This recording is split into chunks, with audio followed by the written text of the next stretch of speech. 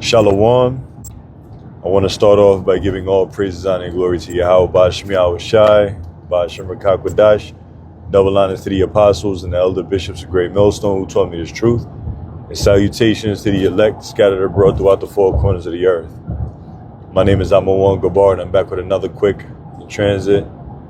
Lord willing, it's edifying, quick, fast, straight, and to the point. And I don't have a topic, I don't have a title.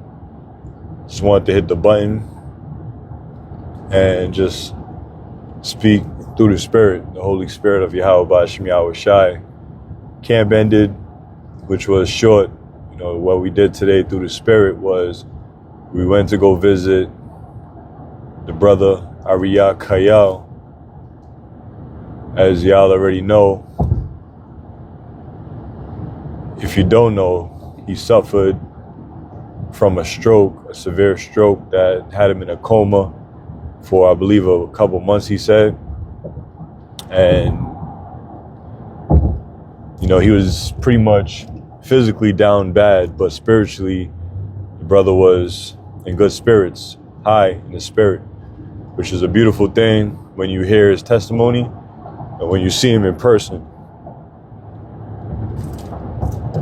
So from the apostles on down, Apostle Tahar, Apostle Gabar, the Bishop Sakaran, and us brothers of the New York camp went to go visit the brother. The apostles anointed him, prayed over him, the bishop. We brought out, I believe it was 7 Psalms and a handful of scriptures. And we're just speaking through the Spirit, Apostle Tahar and Apostle Gabar. Brothers were reading and chiming in. And it was a beautiful thing. It was a beautiful thing, All you brothers out there throughout the four corners of the earth, the brothers that we don't see, the brothers that we do see, may Yahweh Ba'ashem Yahweh Shai, Barakatah, Shalak Rapayim, which is Rapah, means to heal. May the Lord Yahweh Ba'ashem Yahweh Shai heal you brothers, and to the sisters that are sick, that's going through physical infirmities, mental infirmities. We're all sick. We're all sick in our own ways. You know what I'm saying? And sometimes it could be self-inflicted wounds based off of lifestyle patterns and behaviors. Not all the time, but for the most part, that is the case. A lot of things we bring it upon ourselves. And I'm not talking about the brother. I'm just saying in general. You get sick, it's your body telling you something about yourself that you're doing that needs to change. Which is why we get into the health, which health is part of being in His truth. If you know better, you're going to do better. And I'm saying health is most definitely a critical part of being in His truth. If you know better, you're going to do better. And what you put in your body, and your body is the temple of Yahweh Ba'ashem Yahweh Shai, what you put in it, it's a direct result of how your body functions. Just like you got a car, I'm driving right now. The fluids needed for this vehicle to run properly is exactly what's stated, in the manufacturing booklet, or however you want to phrase it. But it needs gas, fuel to run. It needs oil, specific type of oil. Got to keep up with the fluids, maintenance. If I put sugar water in my tank, in this gas tank, then what you think is going to happen? It'll destroy the engine, straight up. What you put in your body is a direct result of how your body functions. You know, sugar is the devil. It truly is. Especially, you know, an overabundance of it. That's the thing. The average American diet, the amount of sugar the average American intake is equivalent to, like in one day, is equivalent to like over a month requirement or allowance of sugar. You know, there was a video depiction I seen. It showed you how much sugar is tolerable or considered healthy enough for daily intake. It showed you that amount versus how much the average American takes. And that from what I can remember, if I remember correctly, the average American intake almost 15, 20 times that amount. But you see, the body is very strong. The way the Lord created the body it's not as weak as Esau make you think. Yeah, it is weak, yeah, but I say it's strong because it takes time to actually destroy your body. Like the Lord created the body to fix itself, to correct itself, to be resilient to certain things, you know? Like I mentioned, you put sugar water inside of a gas tank, it'll destroy the engine probably instantly, but it takes years for people to see the damage that they've done to their bodies, you know, over in a lifetime. It takes years to actually see it. So when you get up in age, let's say, you know, I don't just throw a number, 50, 40, sometimes 30, 35. You know, you've been drinking Kool-Aid and Tang and eating Captain Crunch your entire life, childhood, growing up, and you're a teenager still eating BS into your 20s. By the time you're 30, 35, which is like pretty much midlife, because the average lifespan according to the scriptures is 10 and 40 with strength. So a score is 20. So 30 or 320s is 60 plus 10 is 70. So by 35, you midlife.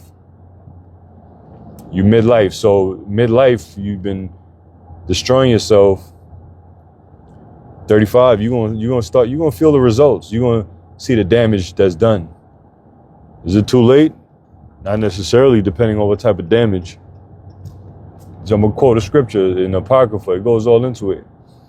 You know, a sound body and a healthy state of body is better than riches, better than money. You know, and the bro Arya, you know, he mentioned, you know, about, you know, his salt intake and, you know, how much salt he used to take or eat and whatnot. And, you know, Abaratazah, we praying for the brother to, you know, speedy recovery, you know, and change up the diet, which the word diet means lifestyle. You know, a diet is not a trend. A lifestyle is not a trend.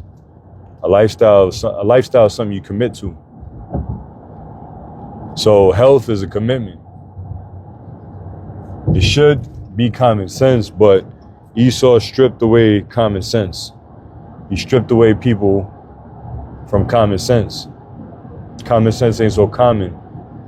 You know, they don't teach you health in school and things of that nature. You know? So, you know, we got these bodies, take care of it. Switch up your diet, change up your diet. It's not too late. It's not too late until it's late. You know, if you listening to this and in your mind, you saying to yourself, yo, that's a spirit. I've been thinking, you know, I know I got to change up my diet. I know I got to do this. I know I got to do that. Well, then this is your wake up call. Eat less. And that's a spirit, because I believe I mentioned that in today's video in transit. Eat less. Intimate fast. You know? A lot of people start out, we was talking about this at the closing of camp before we went to go visit the brother. Apostle Tar brought it up. You got different windows you could do. Like the most common one or beginner one is 16-8, which is 16 hours of no food and 8-hour window to eat. But I say that's beginner because as you intermittent fast even more, that window to eat gets shorter.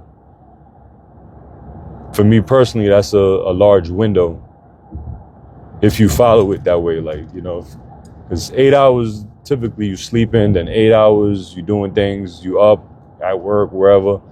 So let's say you got from 12 noon to 8 p.m.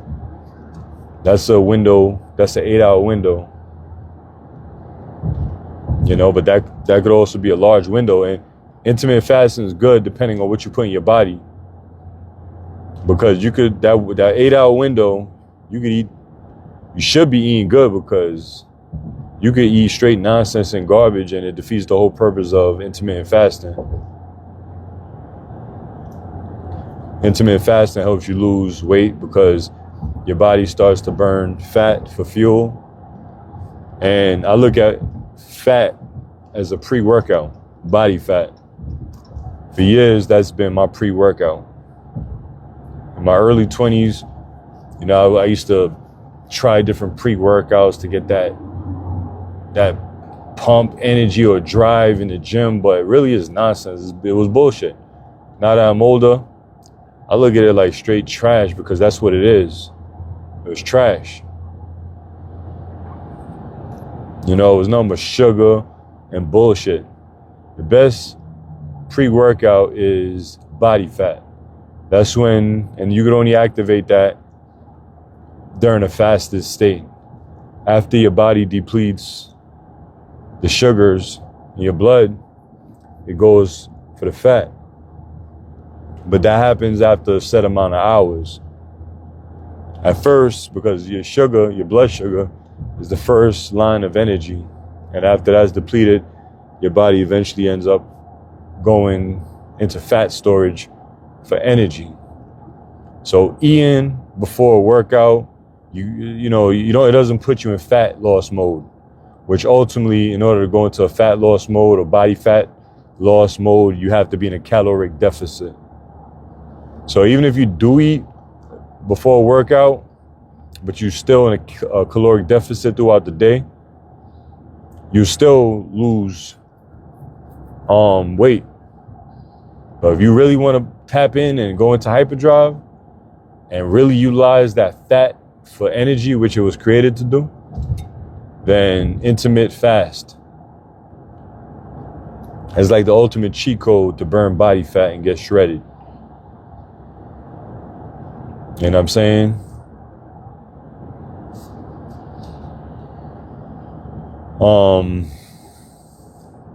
So use fat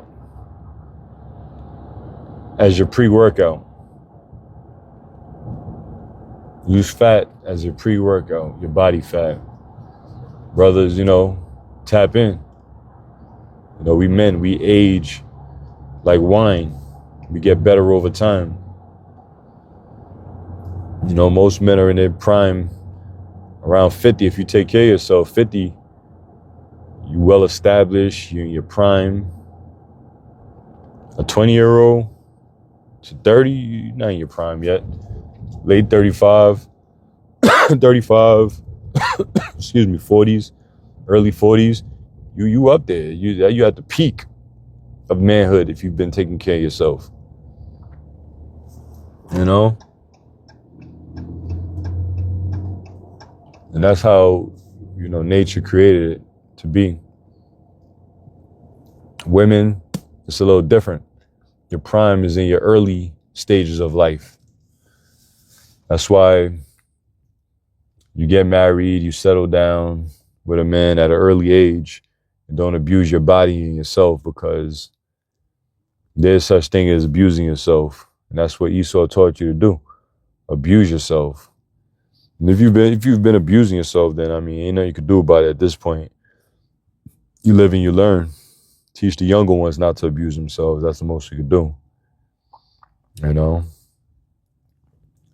Men age like wine, women age like milk, which milk is good for the body, but it just have a shorter shelf life.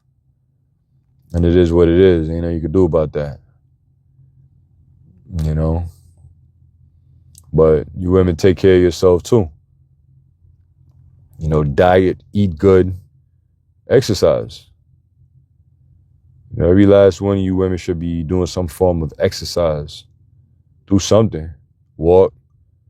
Do some squats. Your lower body is your gift. You know, do some squat, lunges or something like that. Walk. Hit the treadmill. Stay active. You know, but yeah, I'm gonna end that. You know, like I said, just wanted to speak on that. You know, real quick, the experience. And matter of fact, Matthew 25 was a precept that was brought out when Yahweh Shai said about those that visited him when he was sick, when he was in prison, clothed him when he was naked. And the servants are going to ask, Lord, when did we do these things to you or for you? And the Lord is going to say, when you did it unto one of my brethren, one of these little ones, you did it to me. So we serve and worship Yahweh Bashim Yahweh Shai in action and not words. So may the Lord bless that brother, and you know, the brother Malak, the main camp, beloved brother, and all the other brothers throughout the four corners of the earth that's going through physical ailment and even mental. Yahweh Bashim Yahweh Shai bless you brothers and heal you brothers and you sisters too, and you brothers throughout the four corners of the earth. You know, myself, Abaratazah, Lord willing. But Yahweh Bashim Yahweh Shai Barakatham to the Lord's elect. Till next time I say Shalom.